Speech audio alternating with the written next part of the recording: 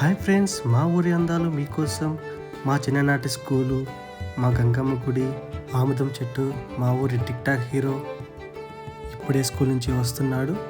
సన్సెట్తో పాటు ఆ పాత జ్ఞాపకాన్ని గుర్తు తెచ్చుకుంటూ మా తాతలు అవ్వలు ఇక్కడే ఉన్నారు. వాళ్ళకి హాయ్ చెప్తూ చిన్నప్పుడు ఆడుకున్న రక్తపు పూలు, ఎగబడి తిన్న పిచ్చి పళ్ళు, ఆ చేనుకి వెళ్ళే దారి, గడ్డి మెస్ నావు, మా అన్నస్వామి, దూరంగా వేణుగోపాల స్వామి టెంపుల్, పశువులు మేపడానికి వచ్చి ఇన్స్టా ఫేస్బుక్తో బిజీ అయిపోవడం, అలాగే ఆ పశువుల్ని గాలి వదిలేయటం. సాయంత్రం కావడంతో నేను ముందుగా వచ్చిన పని అయితే ఫినిష్ చేద్దామని వెళ్తా ఉన్నామండి.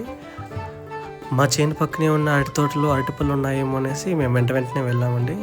వెళ్తే షాక్ ఏమంటే మా చింత చెట్టులో చింతపళ్ళు అయితే బాగా వచ్చేసాయి. అయితే ఫుల్ హ్యాపీ అయ్యి సరేలే ఇంకా అరటిపళ్ళు కోసుకుందామని అందులోకి వెళ్తే అందులో ఒక్క పండు కూడా మాగలేదు. సరే అని తిరిగి వస్తుండగా ఇక్కడ మీకు చూసినట్టయితే బ్యాంబూ స్టిక్స్ అంటారండి వీటిని, మీకు కూడా తెలిసే ఉంటుంది. బ్యాంబూ చికెన్ అనేసి మీరు చూసే ఉంటారు, బంగు చికెన్ అనేసి వీటితోనే చేస్తారండి. సరే అని ముందుకు వెళ్తూ ఉంటే మాకు ఆ పిచ్చి పళ్ళ పూలు అయితే చాలా అంటే చాలా అందంగా కనిపిస్తున్నాయండి.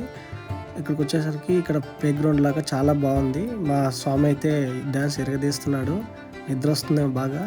సరేలే ఇంకా కొబ్బరి నీళ్ళైనా తాగుదాం అనేసి మా కొబ్బరి చెట్టుకి అయితే వచ్చేసామండి. బట్ ఇక్కడ చూస్తే కరెంట్ తీగలు అయితే మా కొబ్బరి చెట్టుకు ఆనుకొనే ఉన్నాయి. నాకైతే చాలా భయం వేసింది. సరేలే ఇంకా చేసేదేమి లేక తిరిగి ఇంటికి వెళ్దామనేసి చూస్తే ఇక్కడ మీరు చూసినట్లయితే ముడుచుకునే ఆకులు అయితే కనిపించాయండి.